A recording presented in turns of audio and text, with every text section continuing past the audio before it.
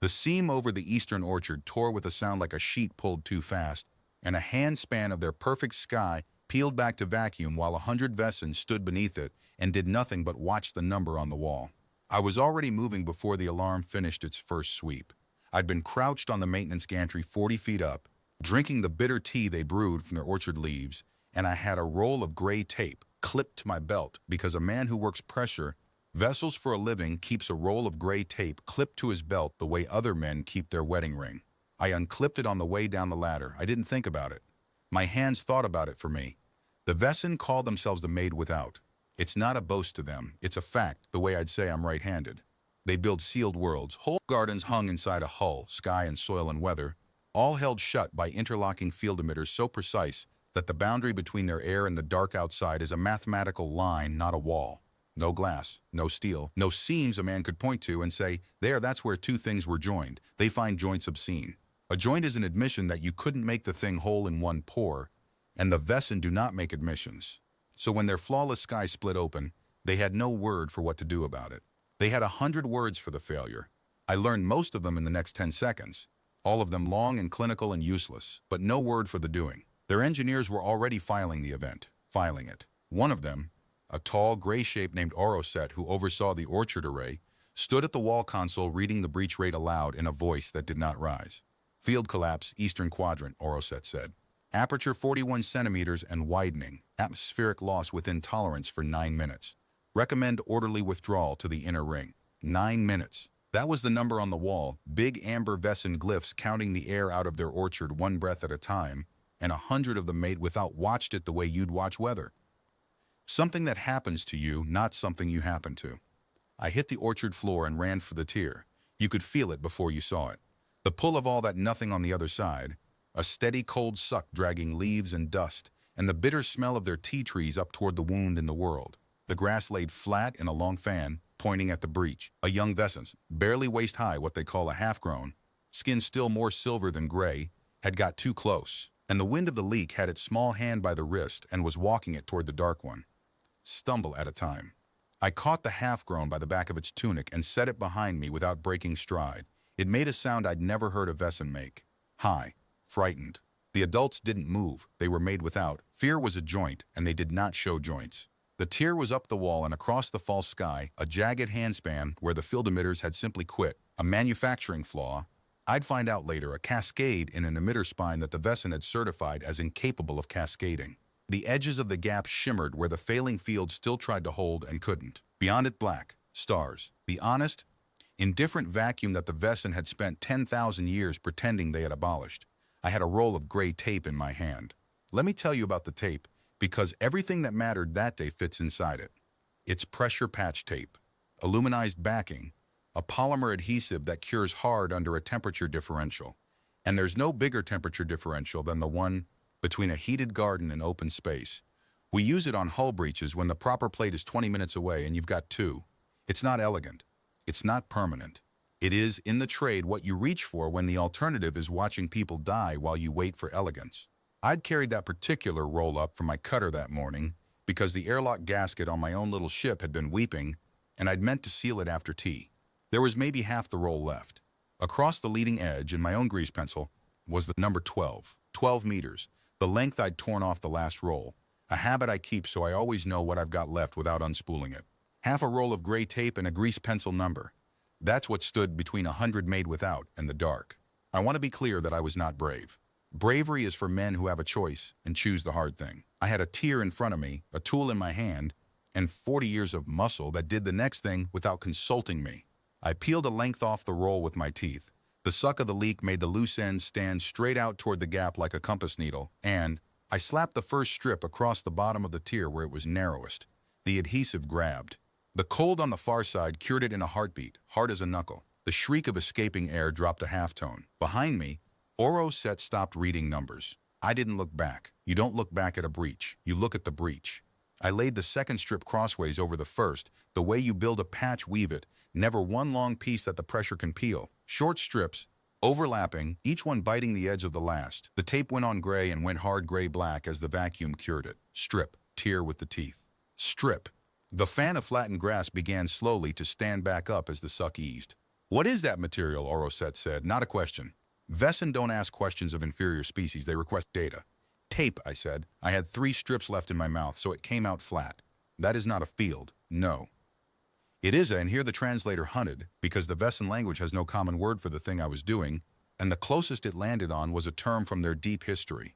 From before they were made without, a word they use now the way we'd use a slur. It is a fix. He said it like it was filthy. I sealed the top corner of the tear, the last and worst of it, where the field still flickered, and tried to bite my fingers. I held the strip there with my thumb while the cold did its work, and I felt the adhesive go hard under my hand, and the shriek became a hiss, became nothing. The number on the wall stopped at 6 minutes and 11 seconds. 100 made without stood in their saved orchard and stared at a handspan of gray tape on their perfect sky, and not one of them said thank you, because thank you is also a joint. It admits you needed something from someone else, and they did not, would not, could not admit it. The half-grown I'd pulled back from the dark crept out from behind a tea tree. It came to the patch and reached up on its toes and laid 2 silver fingers against the gray tape, against the place where its sky had torn and a crude alien thing had held it shut. It looked at the tape, then it looked at me. Then it looked at the adults, all those tall gray shapes who had read the air out of the room and called it orderly. He fixed it, the half-grown said. That was the obscenity, not the tape, the sentence. Because in the Vesson tongue, fixed and made without are antonyms. To fix is to confess you were not whole, and a child had just confessed it for all of them, out loud in front of the registry with 2 fingers on the proof. Oroset crossed the orchard to me. Up close the Vesson are a head taller than a tall man and built like something carved rather than grown. No give to them anywhere. He looked at the patch. He looked at the roll in my hand, at the grease pencil 12, at the loose end already trying to stick to my knuckle. This will be entered as a temporary mitigation pending proper restoration, he said. Sure, I said. The field will be restored. When? He didn't answer that, and I understood why a moment later, but I'll get to it. I clipped the roll back on my belt. Half a roll now closer to a third.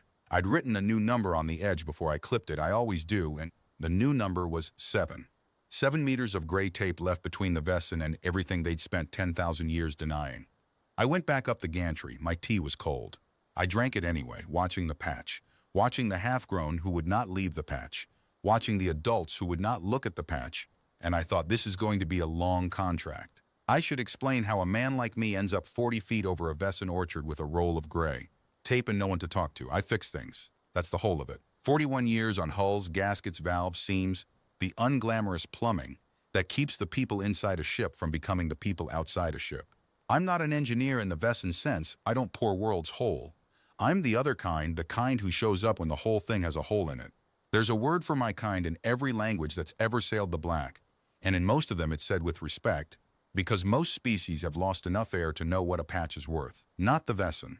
The Vesson hired me by accident. Their orchard hall, they call it the greening, their pride, a generation vessel that is also a garden. 10,000 of them living inside a sky they made, had developed what their instruments called a field coherence anomaly in the Eastern Array. Small. Intermittent. Nothing by their standards except that nothing was supposed to be possible, and a possible nothing kept their certifiers awake. They put out a contract through the trade rings, worded so carefully that no one could tell what the job actually was, and my broker took it because it paid in hard credit and was on my route. The contract said inspection and consultation. It did not say the greening was dying. I'd been aboard 6 days. I'd found the cascade risk in the emitter spine on day 2 and told them on day 2 in plain words with the failure mode drawn out. And Oroset had filed my report and certified that the spine could not cascade because Vesson emitters do not cascade, because if they did then the Vesson were not the made without, and that was not a sentence their world could survive, so they let it cascade. And I drank my tea on the gantry and waited, because I'd learned long ago that you cannot argue a species out of its own religion. You can only keep a roll of tape on your belt and be standing close when the religion fails. It failed at the eastern orchard, over the tea trees, with a sound like a sheet pulled too fast. And now there was gray tape on the sky of the made without, and a child had named it, and the number on my belt said 7. And somewhere in the spine of that beautiful dying ship the next emitter was already getting ready to quit. The second tier came 4 days later, on the night side of the greening slow rotation, over the grain terraces, and this time they tried to fix it themselves first. I'll give them that. They tried. I came running from my cutter with the roll on my belt and found a cluster of certifiers at the terrace edge, and they had brought up a field projector the size of a market stall and were aiming it at the breach. trying to re-establish coherence across the gap from a portable emitter. It is, on paper, the correct Wesen solution. Where a field fails, project a new field. Whole seamless, made without. No crude material touching their sky. It wasn't working. The portable couldn't lock to the failing array. The two fields fought each other at the boundary, and every time the certifiers pushed power into the projector, the tier flickered wider, and the air loss number on the terrace wall climbed instead of falling. They had been at it for 2 minutes. They had 11 before the terrace was a vacuum. They were losing, and they were losing in the most Wesen way possible. Correctly by the book, with their dignity intact while the air ran out. Move the projector, Oroset said. Increase the lock margin. Lock margin at maximum, a certifier said, coherence falling. I stood at the edge of their tidy disaster, and I did the arithmetic that Wesen pride would not let them do, which was 11 minutes, one projector that doesn't work, 10,000 people downwind of the leak. I unclipped the roll. You want me to, I said. Or you want to file it? Oroset turned. For a long moment he looked at me the way a priest looks at a man who's offered to fix the altar with a hammer. Then the terrace wall ticked from 11 minutes to 10, and something in him, not pride, the Wesen don't bend pride, but something underneath it, something with 10,000 lives stacked on it, made a small, terrible calculation of its own. Mitigate it, he said, temporarily. I went to the tier, bigger than the first. This emitter had quit harder, a meter of failed sky over the grain. I built the patch the way I'd built the first short strips, woven biting edge to edge, the vacuum curing each one hard before I laid the next. The certifiers stood back with their useless projector and watched a man seal their world with a roll of gray tape, and I heard one of them say, very quietly in the clinical Wesen way, the material is holding at the differential. The fix is holding. He used the dirty word. He couldn't help it. There was no other word for what was happening. I ran out of tape 8 inches from the end. I want you to sit with that, because I did. The roll spun empty in my hand with the last of the strip stuck to the sky and 8 inches of tear still hissing at the top, the field flickering, the cold biting my fingers, and the number on the wall at 6 minutes. 7 meters of tape, and the tier had been 7 meters and 8 inches. The grease pencil 7 on the roll had been honest. That's the thing about marking your tape. It tells you the truth even when the truth is that you're 8 inches short. I did what you do. I went up on my toes and I peeled the very last inch of the patch I'd already laid, robbed the bottom to pay the top, and I had maybe 4 inches of slack tape to work with and 8 inches of hole. So I split it. I tore the 4 inches down the middle lengthwise with my thumbnail, 2 ribbons half as wide, twice as long, and I laid them crossways over the last of the tier in an X, narrow as thread, and I held the cross of it with my thumb while the vacuum cured it hard. The hiss stopped. I stood there with my thumb on a gray X of half-width tape, 8 inches over the heads of 10,000 made without, and I was holding their sky shut with the seam of a torn ribbon and the heat of my own hand. It's holding, the quiet certifier said again. He sounded like a man who has watched his god trip on a step. Oroset came to stand beside me. He looked at the X. He looked at the empty roll in my left hand, the grease pencil 7 now a lie, because there was nothing left under it. You are out of material, he said. I'm out of material, I agreed. There is another array in the western quadrant showing the same coherence drift. I know. I flagged it day 2. It will fail. Yes, I said it will. And there it was, the thing he could not say, laid between us on the grain terrace like a tool on a counter. The greening was not having an anomaly. The greening was dying, spine by spine, emitter by emitter, every one of them certified incapable of the failure it was committing, and the only thing in 10,000 years that had kept the air in was half a roll of gray tape carried up from a leaky gasket, and now the roll was empty. I have more on my cutter, I said. 3 rolls. Maybe 40 meters. Oroset was quiet. I could see the arithmetic moving behind his gray face, the same arithmetic. 40 meters of tape against a hull with 100 failing seams, and how long that buys and what happens when it runs out, and the deeper sum underneath all of it that no Wesen had let themselves total. That the made without were going to spend their last years living under patches, and there was nothing made without about it at all. Bring the rolls, he said. I brought the rolls. That was the day the contract changed, though no one signed anything. I stopped being the alien consultant whose report got filed and became the man with the tape, and the difference was everything. The certifiers still wouldn't look at the patches. The adults still wouldn't say the dirty word in full voice. But when the Western array drifted toward failure the next morning, it was Oroset himself who came to my cutter, who stood in my cramped little airlock among my coils of tape and my grease pencils and my honest, crude tools, and who said, not asking, never asking, the Western quadrant is at coherence threshold. Then let's go, I said, and clipped a fresh roll to my belt. 40 meters. I wrote 40 on the edge in grease pencil. He watched me write it. Why do you mark the number, he said. So I know what I've got left, I said. Before I need it. You don't want to find out you're 8 inches short while you're standing under the hole. He looked at the 40 a long time. Then he said, you were 8 inches short. Yeah, and you split the tape. Yeah, that is not in any procedure. No, I said, it's not. We walked to the western quadrant, and that was the first time a Vesson walked beside me instead of behind me, and I knew it meant something even if neither of us was the kind to say what. The western tier, when it came over the children. They school the half-grown in the western quadrant in a meadow under the part of the sky that fails. I don't think they planned it that way. I think it's just where the meadow was. And the mate without don't plan around failures they've certified can't happen. So when the western array let go, it let go over a meadow full of silver-skinned children and their 2 gray minders, and the suck of the breach had a dozen small bodies sliding across the grass toward the dark before the alarm finished its first sweep. I was 40 meters away with 40 meters of tape and no time to use either right. The minders did the Vesson thing. They began an orderly withdrawal. They formed the children into a line. They walked them away from the breach at a measured pace, while the wind of the leak pulled at the back of the line and the number on the wall counted. Down. Order. Correct. Too slow. The last child in the line, a small one, lost its feet and went down and started to slide back toward the tier, and the minder reached for it and missed because reaching fast is a joint, and a Vesson does not reach fast. I reached fast. I got the child by the ankle as it passed me, and the pull of the breach nearly took us both. I went down on my chest in the grass with a half-grown Vesson child in one hand and a roll of tape in the other, and the dark trying to drink both of us, and I dug my boots in, and I did not let go of either. The child weighed nothing. The tape weighed nothing. The vacuum on the far side weighed everything, and for about 3 seconds it was an honest contest.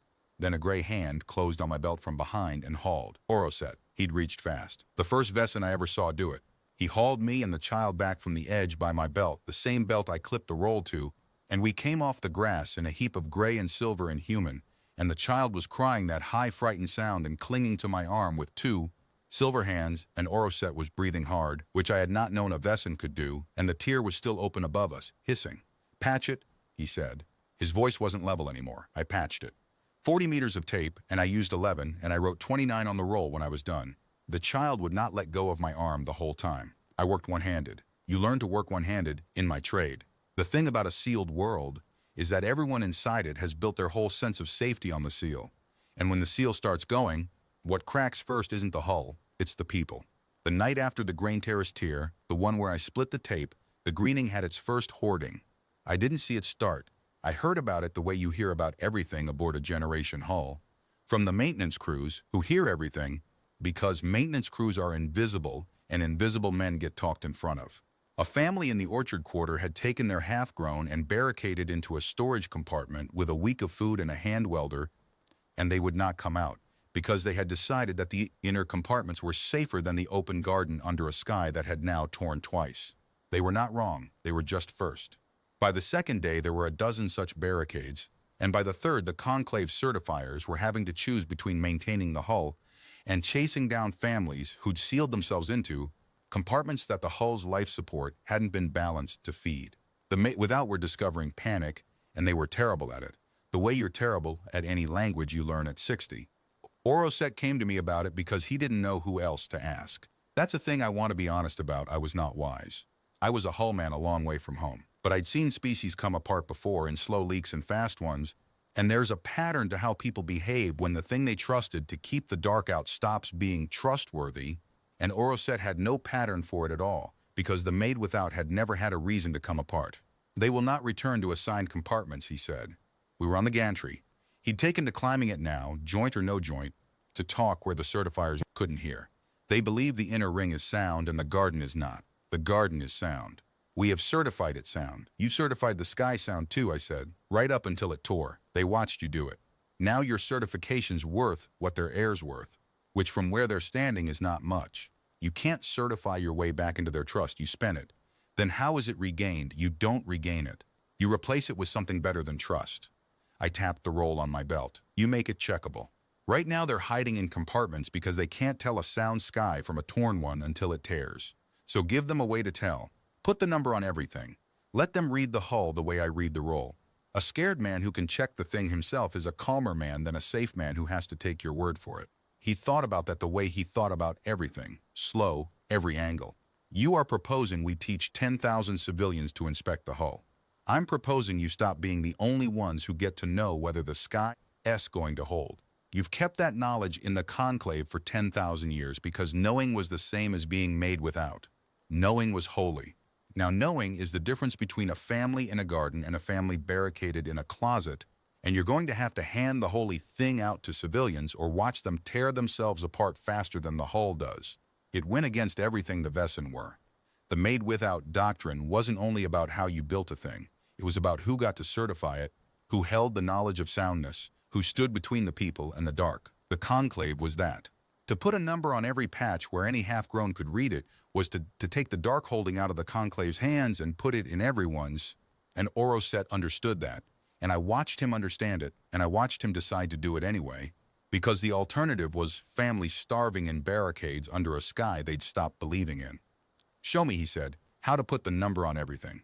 So we did the thing that I think, in the long sum of it, mattered more than any single patch. We marked the hull. Every certifier, every maintenance crew, went out with grease pencils, and then with proper stencils, and then with cast plates. And we numbered the greening, not the made-without way, with hidden certifications filed in the conclave registry, but the fixed way, out loud on the surface, where any frightened civilian could walk up to a section of sky and read the maintenance count and the date of the last check and the name of the hand that did it. We made the hull legible. The barricades came open within a week.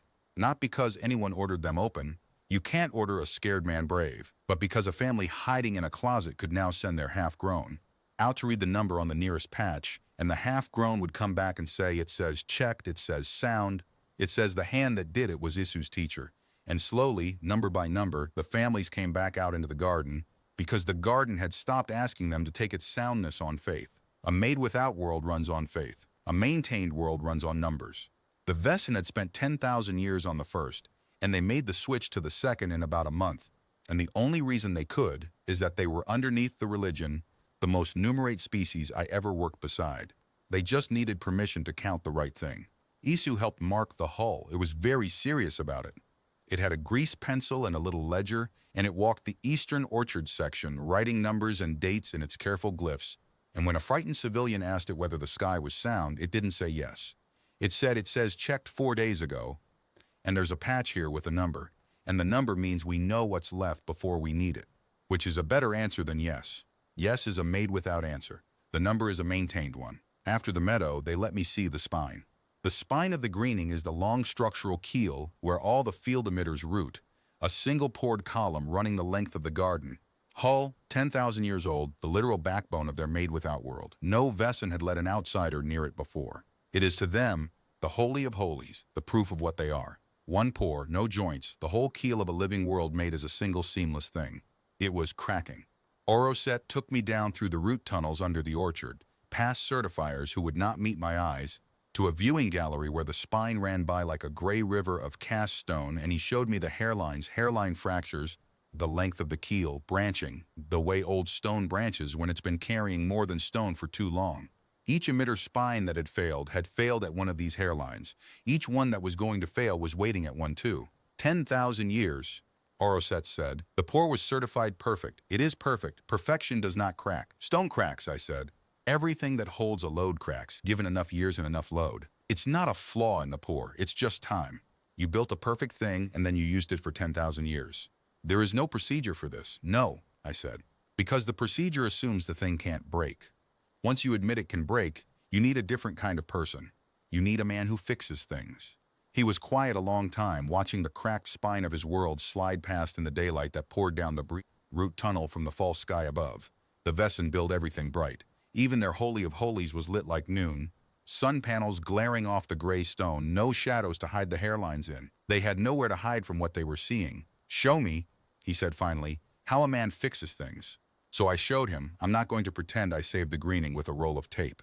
The tape held the sky while we did the real work. But the real work was the spine, and you don't tape a keel. What you do, what my whole crude unmade without trade is, underneath the tape is you stop pretending the broken thing was ever perfect, and you start asking it where it hurts. You find the hairlines.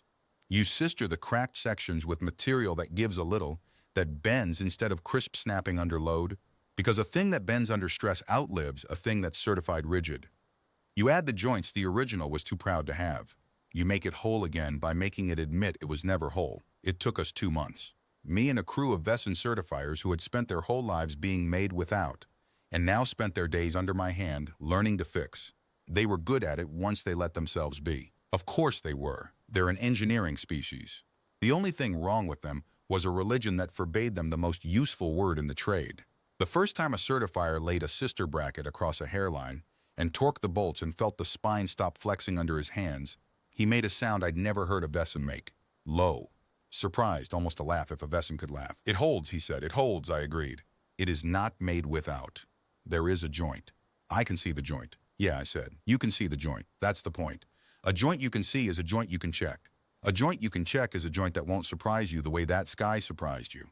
The made-without stuff fails all at once, in secret, with no warning, because there's nothing to inspect. The fixed stuff fails slow, out loud, where you can catch it. Which would you rather have over your children's heads? He looked at the bracket a long time. Then he reached out and ran a gray finger along the seam of it, the place where his made-without world now had a joint, and he didn't flinch from it. This one, he said. I would rather have this one. That was the day the greening stopped being made without, though they didn't announce it, because the Vesson don't announce surrenders. They just quietly stopped using the word as a slur. Fix. By the second month, a certifier could say fix in front of the registry in full voice without the room going still. The half-grown said it constantly, the way children say a new word they've decided they like. They'd point at a sister bracket on the spine and say he fixed it, and the adults stopped, correcting them. The roll on my belt got smaller.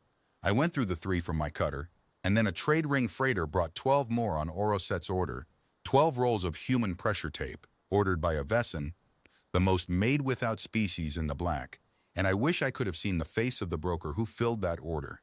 I wrote the number on every roll. The half-grown took to following me on patch rounds just to watch me write the number on a fresh roll and clip it to my belt. Why do you write the number? The small one asked me, the one I'd caught by the ankle in the meadow. It followed me everywhere now. Its name was a Vesson sound I'll spell Isu. So I know what I've got left before I need it, I said. Same answer I gave Oroset. It's the only answer I have, because it's the whole of the thing. What if you run out? Then I split the tape, I said, and I make it stretch. And if I still run out, I find another way, because the whole doesn't care that you're out of tape. The whole just needs closing. You close it with what you've got. Isu thought about that with its whole small gray face. You were 8 inches short, it said. The story had gone around. Everyone knew about the 8 inches now. It had become a kind of scripture among the half-grown. I was 8 inches short, I said, and you didn't stop. You don't stop 8 inches short, I said. That's the worst place to stop. 8 inches short. Everybody dies just the same as if you hadn't tried at all, except you also wasted the tape. No, you split it, you stretch it, you finish. Isu nodded, slow, the way the half-grown nod when they're filing something deep.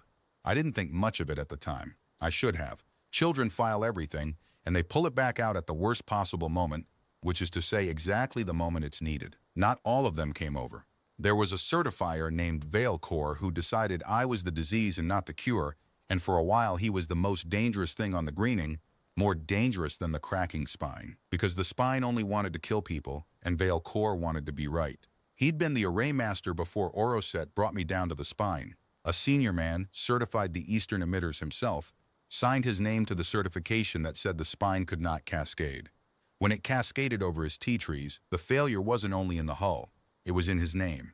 Every patch I laid was a line through Veilcore's signature, and a man will let a great many people die before he lets you cross out his name in any species in any century. I've met him on 100 hulls under 100 names. He's always the most reasonable-sounding voice in the room. Veilcore's argument was clean, and that's what made it poison. He didn't deny the sky had torn, he granted it. He simply said that the tape was an unverified alien material, that we had no long-term data on its behavior in the greening-specific field and thermal environment, that to entrust 10,000 lives to a substance we did not fully characterize was reckless, and that the responsible course, the careful course, the course a serious engineer would take, was to halt the alien patching, conduct a proper multi-cycle study of the material, and in the meantime restore the failing arrays through conventional made-without methods under controlled conditions. Everything he said was true. That was the trap. Every individual sentence was the kind of thing a careful engineer should say. And the sum of all of it was, let the sky tear while we study the tape, because a slow correct death protects my signature better than a fast crude. Rescue that proves I was wrong. He got traction too. There's always an audience for the voice that tells frightened people that the careful thing and the safe thing are the same thing. He had certifiers nodding. He had a faction in the conclave. He had data. He generated data, ran the tape through cycle tests, found the places where the adhesive degraded under repeated thermal load, and he was right that it degraded, and he held those test results up as proof that the tape was unsound, and he was not wrong that the tape was unsound. Tape is unsound. That's the whole nature of tape. It is the unsound thing you use to buy time to do the sound thing. Veilcore knew that perfectly well and counted on no one saying it out loud. I said it out loud in the orchard in front of his faction, because the alternative was letting the careful-sounding man talk the greening into a tidy grave. You're right, I told him. The tape degrades. I'll show you exactly where and exactly how fast. I've got 41 years of watching. It degrade, I can tell you to the cycle. The tape is temporary. It was always temporary. I have never once told anyone the tape was permanent. The tape holds the sky for the days it takes to sister the spine, and then you sister the spine, and then the tape comes off and the sister stays. You're presenting the tape's temporariness as if I'd hidden it. I wrote it on the roll. The number on the roll is how much temporary I've got. I have never hidden the temporariness of the tape. I marked it. And when the spine sistering also degrades, Veilcore said, what then? More alien material, another temporary measure. You propose a hull held together by an endless chain of things that are about to fail. Yes, I said. It landed wrong for him. He'd meant it as the killing blow, the reductio, the proof that my whole approach was just managed decay, and I'd agreed with it flat, and his faction blinked. Yes, I said again. Every hull in the black is held together by an endless chain of things that are about to fail. Everyone. Yours most of all, because yours has been failing in secret for 10,000 years while you certified it whole. The difference between a made-without hull and a maintained hull is not that one decays and one doesn't. They both decay. Everything that holds a load decays. The difference is that on a maintained hull, you can see the decay coming because you wrote the number on it and you replace the part before it fails instead of after. You call that an endless chain of things about to fail. I call it a hull where nobody dies surprised. I'll take the second one. So will every parent in this orchard, the second you stop pretending the first one was ever real. The half-grown were watching. They were always watching. That was the thing the adults kept forgetting. And the half-grown had no investment in Veilcore's signature, no faction, no 10,000 years of holy seamlessness to defend.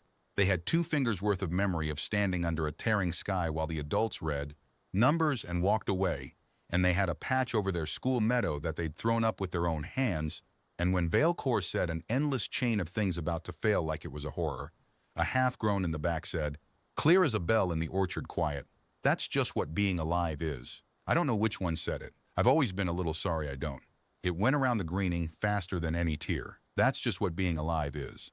The half-grown made it into a saying, and the saying did more damage to the made-without doctrine than every patch I ever laid, because you cannot certify your way out of a child telling you that the thing you built your whole identity to deny is just what being alive is. Veilcore didn't surrender. His kind doesn't. But he lost the orchard that day, lost the faction over the following weeks, and the last I knew of him, he had transferred to a deep archive post in the inner ring, certifying old made-without vessels that no longer sailed, which is the most made-without job there is, guaranteeing the soundness of things that will never again be asked to hold air. I hope it suits him. A man who loves his signature more than the sky should be given a great many things to sign that no one's life depends on. But he taught me something. Veilcore did, the way the wrong man teaches you the shape of the right thing. He taught me that the hardest part of fixing a sealed world isn't the sky. The sky is just physics. The sky wants to be closed and you close it. The hardest part is the reasonable voice that tells frightened people the careful path and the safe path are the same, when sometimes the careful path is a tidy way to die and the only safe thing in the room is the crude, fast hand that closes the hole now and writes the number and tells you honestly how long it'll hold. The worst tear came in the 4th week, and it came at the worst possible place, and I have to tell it because it's the one that broke the last of the made-without in Oroset, and a man should be honest about the cost of a thing, even when the thing turned out well. It came at the nursery. The greening keeps its smallest in a chamber near the spine, the most protected place on the hull, sealed inside the inner ring, under the part of the sky the conclave had certified most sound. Because of course that's where you put the youngest, under the soundest sky. Except the soundest sky was the oldest sky, the original pour, the first emitters laid 10,000 years ago over the first generation of Vesson, ever born aboard, and the oldest sky sits on the oldest section of spine, and the oldest section of spine had the deepest hairlines, and the hairlines had been quietly branching toward the nursery for longer than the greening had records to show. It let go at midday, under the brightest part of the cycle, with 40 newborn Wesen in their cradles and 6 minders and 1 hairline crack that ran the width of the nursery sky and opened it like a mouth. I was at the spine when the alarm came. Oroset was beside me. We were sistering a section 200 meters from the nursery, and when the breach tone hit, I watched the number find his face. He knew where the nursery was. He'd been born in it. Every Wesen aboard had been born in it. And the breach rate on the wall wasn't counting minutes or seconds this time. The aperture was too large. It was counting the way a thing counts. When there is no time at all, the number simply read and climbing. We ran. 200 meters. An old human and a Wesen who'd forgotten he could run until the month I came aboard, both of us hauling rolls of tape, and we came into the nursery to a scene I will not fully describe because some things a man keeps. I'll tell you the shape of it.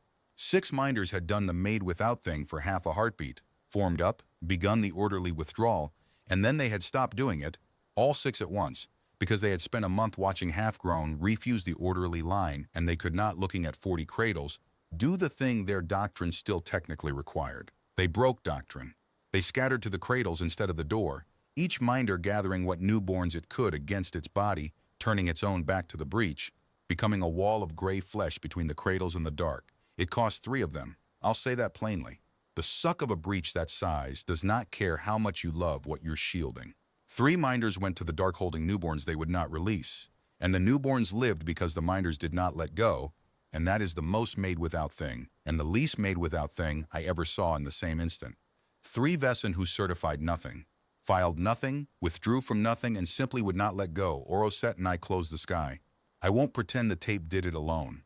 The breach was past tape, and we held it with tape only long enough to drop an emergency field shutter that the made without doctrine had never installed because made without skies don't tear, and which Oroset had ordered cut into the nursery sky in the second week over the conclave's objection, for exactly this against exactly this, because he had stopped believing the sky could not tear. The shutter saved the chamber. The tape bought the shutter the 11 seconds it needed to fall. I laid that tape with Oroset's hands beside mine, the 2 of us shoulder to shoulder under a tearing sky over 40 cradles, and neither of us said a word, because there was nothing to say that the doing didn't say better.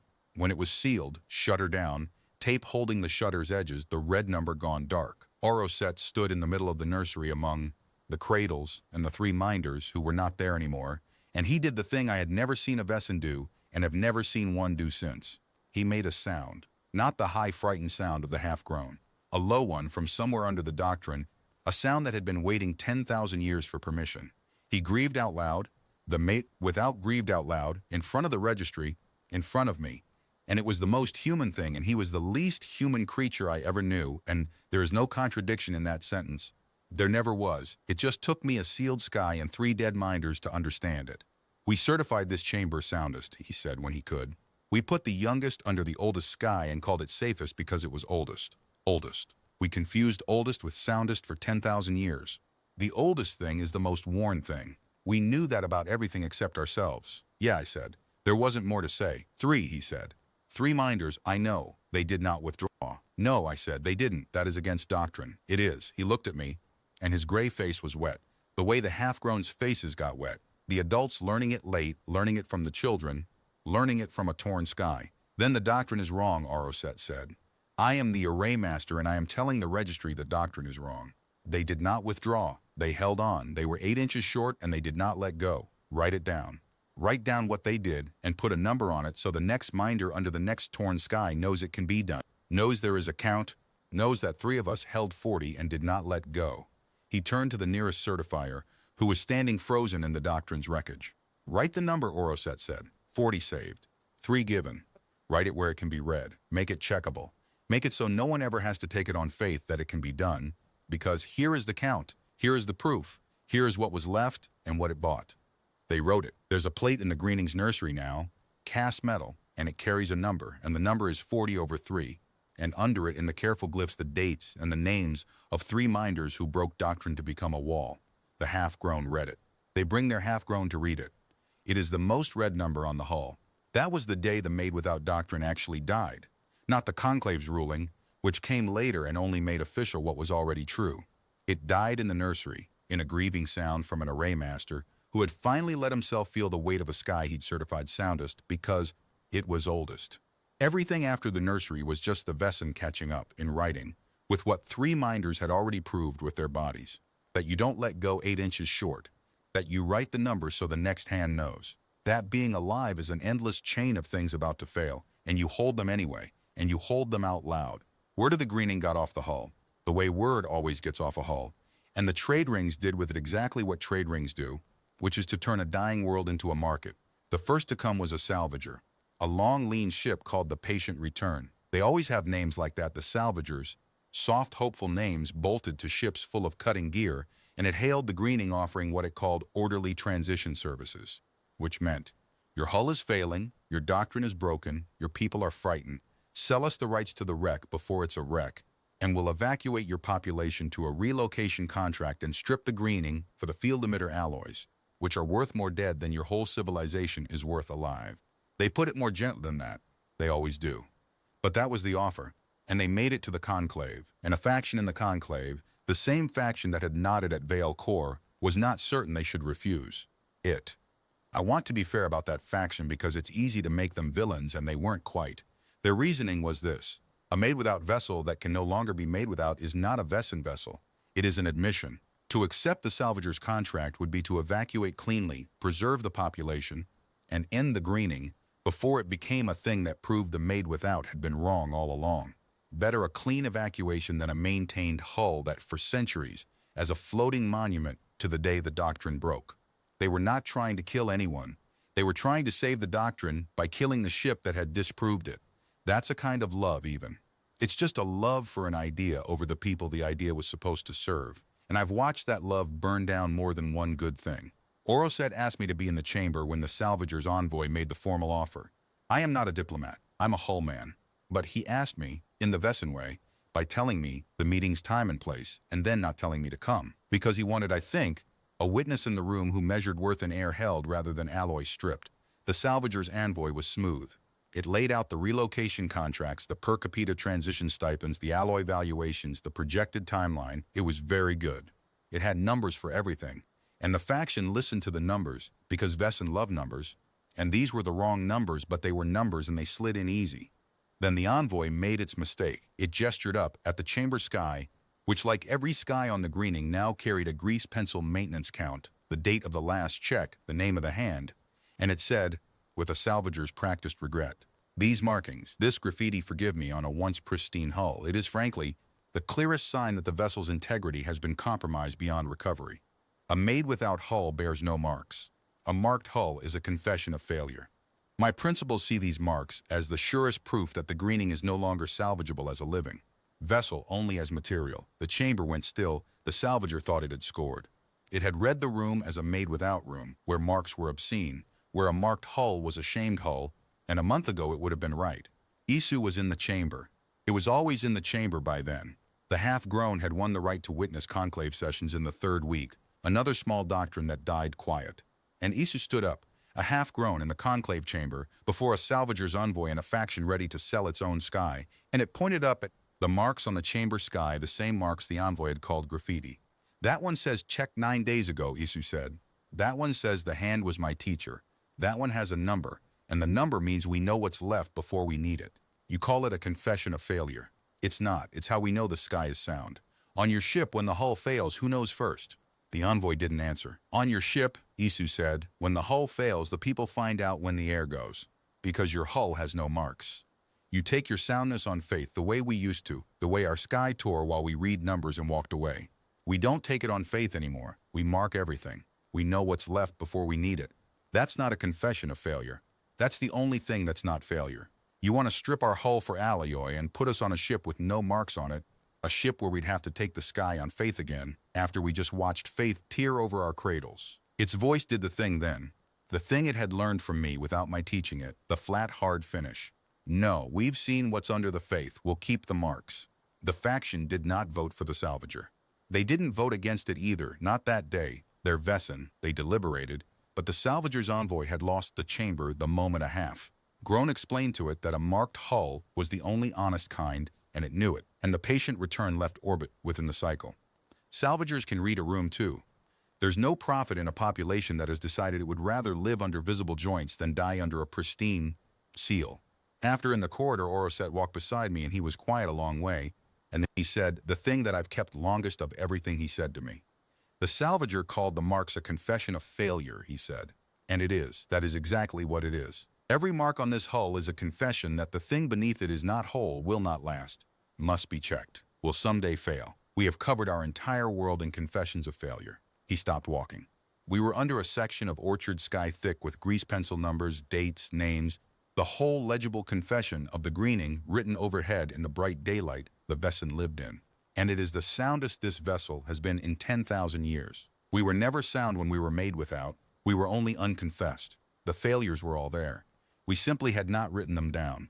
The strongest thing we have ever done is admit in grease pencil on every surface that we are an endless chain of things about to fail. He looked up at the marks like a man looking at scripture. How did your species learn this? To write the failure down and grow stronger for the writing.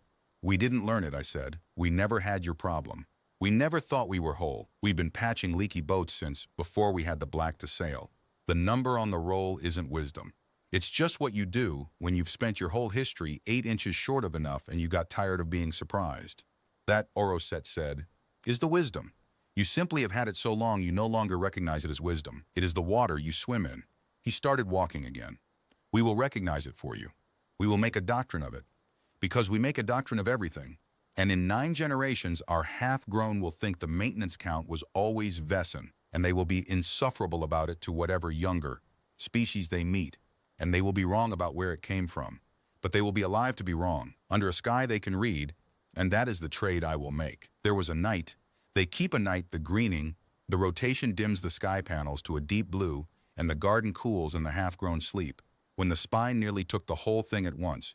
And the only reason it didn't is a number a child had written 6 days before. I was asleep in my cutter. The breech tone woke me, but it was the wrong tone, not the sharp high sweep of a sky tier, but a low groaning pulse I'd never heard, the hull's deep structure alarm, the one that means the problem is not in the skin but in the bone. I came out of the cutter still pulling my boots on, and the corridor was full of certifiers moving fast, Vesson running, which a month ago would have been impossible. And Oroset met me at the spine gallery hatch with his face the color of cast iron. The keel is going, he said. Not an emitter, the keel. A primary load section. If it parts, the hull loses structural coherence across the whole eastern third. Everything under that third decompresses at once. He looked at the deep groaning number on the gallery wall. We do not have minutes. The spine in the gallery was not sliding by smooth that night. It was flexing. You could see it flex. The gray cast stone river of it bowing under a load it had carried for 10,000 years and could carry no longer. And at the deepest bow, a hairline I knew well. I'd flagged it, I'd scheduled it, it was on the list. It was 3 weeks down the list, had opened into a crack you could put a hand into, and the crack was running, branching, reaching for the next load section, and when it reached it, the keel would part. You don't tape a parting keel. I want to be clear about the limits of the thing I carry on my belt. Tape holds a sky for an afternoon. A keel parting is forces that would shrug the whole roll off like a cobweb. The fix for a parting keel is a sister, a massive one, a primary structural bracket, the kind that takes a crew a day to set and torque. And we did not have a day. We had the groaning number, and the primary sisters were staged 200 meters down the gallery, because that was where the next scheduled section was, 3 weeks out, on the list. And here is the number that saved the greening, and it was not mine. 6 days before, Isu had been walking the spine gallery with its little ledger, marking the maintenance count, doing the thing I'd taught the whole hull to do. And Isu, being a half-grown, being thorough the way half-grown are thorough when they've decided a thing matters, had not just marked the sections on the schedule. It had marked everything. Every section, on the list or not. And when it got to the deep bow section, the one 3 weeks down the list, the one no certifier had prioritized, Isu had written the count, and then it had written in its careful glyphs beneath the count a note. Not a doctrine note, a child's note. It had written, "This one feels wrong. It makes the sound when I touch it. Move the spare sisters here just in case." It had moved the spare sisters. A half-grown on its own authority, which is to say no authority at all, had decided a section felt wrong because it made a sound when touched, and had hauled, over what must have been days in secret, the way half-grown do things. The staged primary sisters from 200 meters down the gallery to the deep bow section just in case, and written the number on them, and clipped it in its ledger, and told no adult because no adult would have authorized moving staged structural material on the say-so of a half-grown's fingertips. The sisters were already there. When the keel started to part, the primary sisters were staged at arm's reach because a child had felt the spine make the wrong sound 6 days early and trusted the feeling enough to act on it. We set them. Oroset and I and 4 certifiers in the deep blue night set primary sisters across a parting keel in the time it takes to tell it, because we did not have to spend the 200 meters and the hour fetching them, because the child had spent that hour 6 days ago on a feeling. The keel held. It bowed against the sisters, and the sisters bit and held, and the groaning number climbed and stopped, and slowly fell. The eastern third did not decompress. 10,000 Vessons slept through it. They woke to a sky that had nearly ended and did not, and they never knew, because the hand that saved them had done its saving 6 days early, in secret, on a hunch, with a note that said this one feels wrong. When it was over, when the sisters were torqued and the number was dark and the gallery stank of cut stone and the cold sweat of 6 engineers, Oroset stood at the depot section and read Isu's note in the work lights. He read it 3 times. Then he reached up and touched the glyphs, the child's careful glyphs. This one feels wrong, it makes the sound when I touch it. Moved the spare sisters here just in case. It moved the sisters, he said. Alone, with authorization, on a feeling. Yeah, I said. That is against every procedure we have. Staged structural material is not to be relocated without certification authority. A half-grown cannot certify. It moved primary sisters on no authority but its own hand on the stone. Yeah, I said it did. And the hull's still here because it did. Oroset was quiet a long time, his gray finger on the child's glyphs.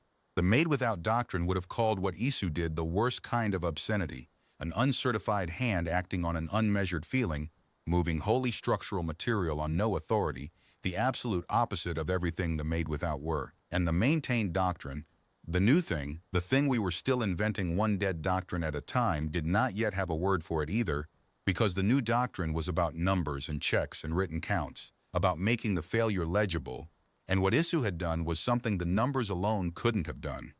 The numbers said this section was 3 weeks out. The schedule was correct. The count was correct. And the keel would have parted on the correct schedule's watch if a child hadn't laid its hand on the stone and felt the wrongness under the correct number and trusted the hand over the number. The count was right, Oroset said slowly, working it out. The schedule was right. The section was 3 weeks out by every measure we have, and the section would have killed us tonight. The number was right, and the number was not enough. The number's never enough by itself, I said. The number tells you what you've got left. It doesn't tell you what feels wrong. You still need a hand on the stone, the number and the hand. You were made without, you had neither, just faith. Now you've got the number, but the number's only half of it. The other half is some stubborn half-grown who'll lay a hand on a section that's not due for 3 weeks and move the sisters on a feeling because the stone made the wrong sound. You can't write that into doctrine. You can only raise children who'll do it. Oroset looked at me, and then he looked at the dark wall where the groaning number had been, and then he looked at the child's glyphs one more time. Then we will raise children who lay their hands on the stone, he said, and trust the wrongness they feel and act on it without waiting for authority. We will write into the doctrine that the count is necessary and not sufficient, that the number tells you what is left and only the hand tells you what is wrong, and that a hand which feels wrongness and acts is to be honored even when it had no authority to act, because authority is a made-without thing, and we are not made without anymore. We are maintained, and maintenance is everyone's hand on the stone. He almost smiled. I'd learned by then what a Vesson almost smile looked like. It's in the set of the jaw, not the mouth. The conclave will hate it. Probably, I said, the half-grown will love it. Yeah. Then it is the right doctrine, Oroset said. Because the half-grown have been right about every doctrine since the first Sky Tour, and the conclave has been wrong about everyone, and at my age a Vesson learns which way to bet. Isu's never got in trouble for moving the sisters. They put a number on the deep bow section instead. A permanent plate, cast metal, and under the count they cast the note, the child's exact words. This one feels wrong, it makes the sound when I touch it, move the spare sisters here just in case. It's the only plate on the greening with a feeling cast into it. The certifiers run their hands over it when they pass.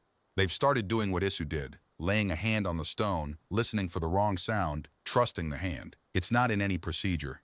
It's in every certifier's habit now, which is better than a procedure, because a procedure is a made-without thing and a habit is a maintained one. The conclave came in the 3rd month, and they came to take the tape away. I should have expected it. A dying religion doesn't die quietly when it's 10,000 years old and runs a civilization. Word had gone up the trade rings.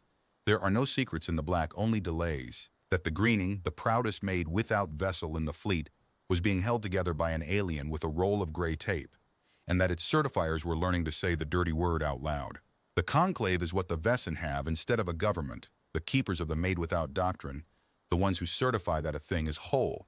3 of them came aboard, tall even for Vesson, gray going to a kind of polished white with age, and they came to my orchard gantry while I was on a patch round, and they did not climb the ladder, because climbing is a joint. "Descend," the eldest said. The translator gave it no name. The alien material is to be removed from the greening. The hull will be restored to made without specification. You will be compensated and dismissed. I came down the ladder, slow. I'm 61 years old, and the ladder doesn't get easier. The eldest watched me come down with an expression I'd learned to read on Vesson faces, the flat closed look they wear over a decision already filed. "The hull is held by tape," I said when I reached the bottom. "You take the tape off. The air goes out. You understand that. You've read the reports." "The reports are aberrant," the eldest said. "A made-without vessel cannot be held by a fix. To accept that it is would be to accept that we are not the made-without. We are the made-without. Therefore, the vessel is not held by a fix. The tape will be removed and the field restored." It was the purest thing I ever heard a Vesson say, and the most insane, and I want you to understand that to the conclave it was simple arithmetic, the only arithmetic their world ran on. We are X, therefore not X cannot be true. Therefore the not X in front of us must be removed until the math is clean again. They would rather have a clean equation than a held sky. They had come to peel the tape off the wound to prove the wound had never bled. I'd seen species choose the equation over the air before. It never gets less sickening to watch. "Restore the field with what?" I said. "The emitters are cracked. The spine is sistered. You pull the brackets and the tape, you've got the same dying hull you had 3 months ago, except now there are joints in it that your doctrine says can't exist, so you'll have to pull those too, and when you pull those the spine flexes, and when the spine flexes the next emitter cascades, and you're standing under a meadow full of children when it does. Then the children will withdraw in an orderly fashion," the eldest said. That was the moment. I've turned it over a lot of times since, and I always come back to it as the moment, because it's the moment I understood that I could not win this with a tool. There was no patch for the conclave. You can't sister a doctrine. The eldest was going to pull the tape off the sky to keep the math clean, and 100 certifiers who had learned to say fix would obey, because obedience to the conclave was the last made-without thing they had, and the air would go out of the greening orderly and correct and certified, and 10,000 of them would die whole rather than live fixed. I had nothing. I had a roll of tape on my belt that said 18 in a 41-year trade that the conclave had just declared aberrant. I opened my mouth to argue, and I knew, even as I opened it, that argument was a joint and they'd already filed it shut, and Isu let go of my hand. I hadn't even known it was there. It followed me everywhere. It had been at my hip the whole descent, small and silver and quiet. It let go of my hand and walked out in front of the 3 white elders of the conclave, a half-grown the height of their knees, and it pointed up at the eastern sky. At the first patch, the original handspan of gray tape over the tea trees that I'd laid in 6 minutes on the first day. "He fixed it," Isu said. "Withdraw the child," the eldest said. "He fixed it," Isu said again, louder. And this time it wasn't the soft, wondering way the half-grown said it on patch rounds. This time it was the way I'd said you don't stop 8 inches short, because it had filed that too, and it pulled it back out now at exactly the right moment, which is the only thing children are reliably good at. The sky tore, and you read the number, and you walked away orderly, and the air was going out, and he fixed it. You were 8 inches short of being dead, and he split the tape. The eldest looked down at the child the way the spine had looked. 10,000 years of certainty with the first hairline running through it. "The vessel is made without," the eldest said, to the child, as if a child could be certified. "The vessel is fixed," Isu said. "I can see the joint." It pointed at the spine gallery, down where the sister brackets ran the length of the keel. "I can see all the joints." He showed us where they are so we could check them. "You can't see your joints. That's why your sky tore." He fixes things so you can see where they'll break before they break. You make things so you can't see anything until everyone's dead in an orderly line. It is the longest speech I ever heard a half-grown Vesson give. The translator gave it to me flat and small, and it still went through that orchard like the breach had, a tear in something that had been certified whole. The eldest of the conclave stood very still. And then, I will remember this until they put me in the black myself, the eldest reached up slow, the way Vesson do everything, and laid one polished white finger against the eastern patch, against the gray tape, against the grease pencil 12 still legible on the original strip, faded now, 3 months old, the first number I'd written on the first roll on the first day. It traced the 12 with one finger. "What is this mark?" the eldest said. "It's the length," I said. My voice wasn't quite level. "How much I had on the roll. I write it so I know what I've got left before I need it." "You knew what you had." "I knew what I had, and it was not enough." The eldest was still tracing the 12, 8 inches short. "It was not enough," I said, "so I split it." The eldest took its finger off the patch. It turned, slow, and looked at the other two of the conclave, and something passed between the three of them that the translator had no word for, because it was the look of three priests deciding whether their God is dead. And there's no clean phrase for that in any tongue. They did not decide that day. The conclave does not decide in a day. Deciding fast is a joint. They withdrew to the inner ring to deliberate, and they took the doctrine with them, and they left the tape on the sky for now, which was the most they could give and more than I'd expected. But the deliberation didn't matter anymore, and I think the eldest knew it didn't, because while the conclave sat in the inner ring totaling their equation, the Western array failed again. It failed worse than it had ever failed. Not a tear this time, a collapse, a whole section of the western sky letting go at once, 4 meters of vacuum opening over the school meadow in the time it takes to read this sentence. And the breach rate on the wall didn't bother counting in minutes. It counted in seconds. The spine had been carrying the load of the sistered sections, plus the load of the conclave's order to remove the sisters, and certifiers, being certifiers, some of them had already started removing them, quietly, to be ready for the ruling, and that was the load that broke it. I was in the orchard. The meadow was 400 meters away. I had a roll on my belt that said 18, and 4 meters of vacuum can't be patched by one man with 18 meters of tape running across 400 meters of garden in the seconds the wall was counting. I ran anyway. You run anyway. But I knew, running, the cold, flat way you know things in this trade, that I was going to arrive 8 inches short of everything, 400 meters short, that the math was not going to close. It closed without me. When I came over the last terrace into the meadow, the breach was sealed. It was sealed badly. It was sealed in the ugliest, most beautiful patch I have ever seen in 41 years of looking at patches, short strips of gray tape woven crossways over 4 meters of sky, laid by hands too small to reach high, so that the patch climbed only as far up the tier as a child standing on another child's shoulders could climb, and above that line it was finished by tape thrown, balled, and flung at the gap to stick where it could and be flattened by the suck of the leak into place. The bottom of the patch was neat, the top of it was a desperate flung mess. And in the middle, where a small reach could just touch, there was an X of half-width tape, ribbon split down the middle with a thumbnail, laid crossways over the worst of it. The half-grown had patched their own sky, a dozen of them, the school meadow's whole class, with the rolls they'd taken, stolen I learned later from my cutter, by children who had spent 3 months watching me write the number on the edge and clip it to my belt, who had filed where I kept the rolls the way they filed everything. They'd run to the breach instead of withdrawing in an orderly line. Their 2 gray minders had tried to form them up and walk them out, and children had simply refused. For the first time in the recorded history of the Made Without, a half-grown class had refused the orderly withdrawal, and they'd run at the hole with their stolen tape and they'd closed it. Isu was at the center of them, up on another child's shoulders, both small hands pressed flat against the X of split tape, holding it while the vacuum cured it hard, exactly the way I'd held the first one on the first day. Its arms were shaking. It had been holding that X for a long time. Its silver face was wet. They cry, the half-grown. The adults don't, but the half-grown do. And it did not take its hands off the tape until I was close enough to take its place, and even then it only let go because I said the words it had been waiting 3 months to need. "I've got it," I said. "You can let go. I've got it." It let go. It came down off the other child's shoulders, and it stood there in the meadow under the ugly, beautiful patch its own hands had laid, breathing hard the way I'd seen Oroset breathe. And it looked up at me, and it said the thing. "Not he fixed it. Not this time. We fixed it," Isu said. "I finished the patch. I had 18 meters. I used 6. I wrote 12 on the roll, which made me stop with the pencil for a second, because it was the same number as the very first roll, and a man notices a thing like that.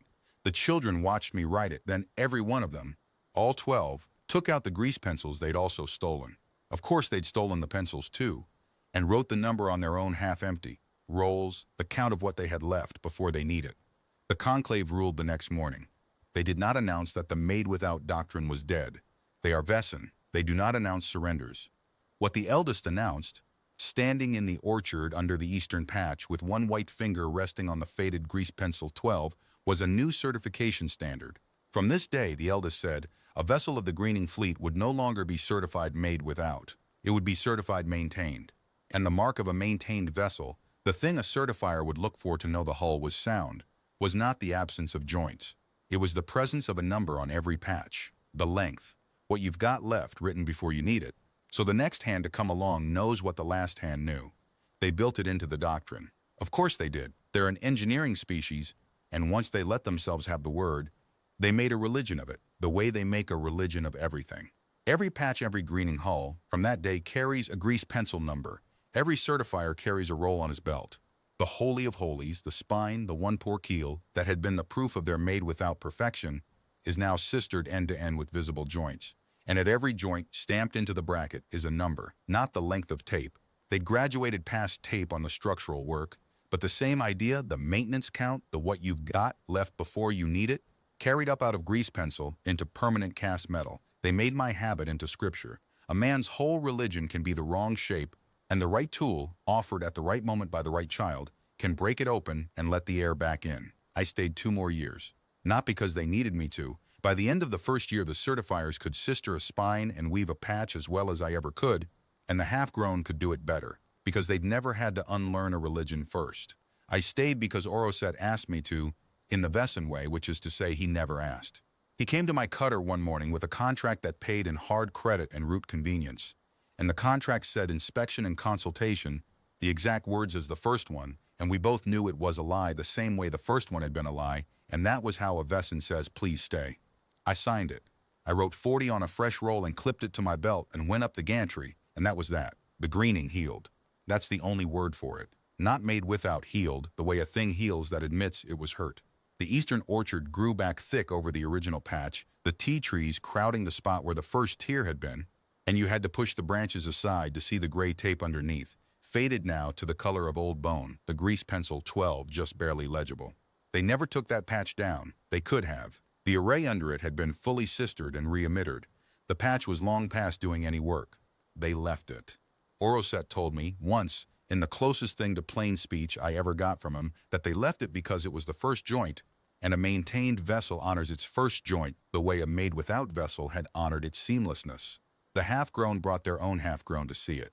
He fixed it, the new small ones said, pointing, and the slightly less small ones corrected them. We fixed it. Isu grew. They grow fast, the Vesson. By the time I left, the small thing I'd caught by the ankle in the meadow was nearly my height and wore a certifier's gray and carried a roll on its belt with a number on the edge. It came to the cutter the morning I left the way Oroset had come, and it did not ask me to stay because it had learned by then that asking is a joint, and the Vesson had decided to keep that one piece of their old selves. Not the made without, but the not asking, because they'd found a way to make it gentle instead of proud. You don't ask. You just come stand in the airlock with the thing you can't say, and the other person reads the number off your belt and knows what you've got left. You're leaving, Isu said, not asking. I'm leaving, I said. It looked at the roll on my belt.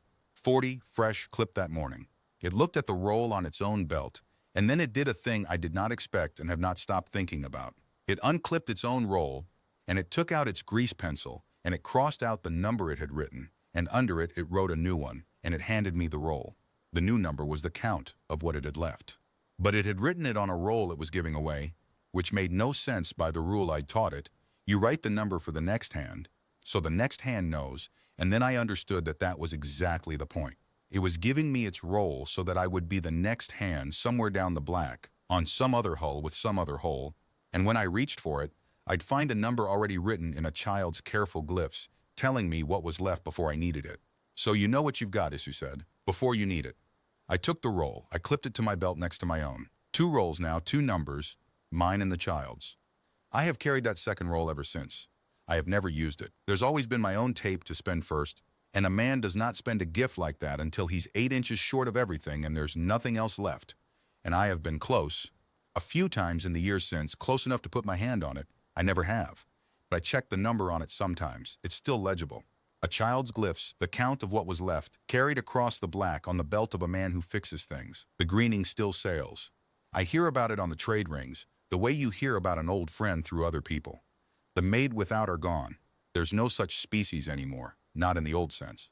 They certify their vessels maintained now, the whole fleet of them, and the standard has spread to other Vesson lines, and I'm told there are arguments in the conclave about whether a truly old hull can ever be certified made without again, or whether the whole concept was always a kind of pride that came before a tear in the sky. I'm told the half-grown side with the tear in the sky position, loudly, and the elders are losing the argument the way elders always lose to half-grown who've watched the elders walk away from a hole in an orderly line. I think about that first day a lot. The number on the wall reading 9 minutes. 100 made without watching their air run out because the word for stopping it was a word they weren't allowed to say. And a man on a gantry with a roll of gray tape clipped to his belt, drinking cold tea, who came down the ladder not because he was brave, but because his hands knew the next thing. People ask me, sometimes, other crews, in other ports, how a man holds a whole sky shut with half a roll of tape. They want it to be a trick. They want a clever thing, a special tape, a secret. There isn't one. The tape is just tape. You can buy it on any ring in the black for less than a meal. The secret, if there is one, is that you don't stop 8 inches short. You split the tape. You make it stretch. You write the number on the edge so you know what you've got before you need it. And you finish the hole because the hole doesn't care about your doctrine or your pride or how perfect you were certified to be. The hole just needs closing. You close it with what you've got.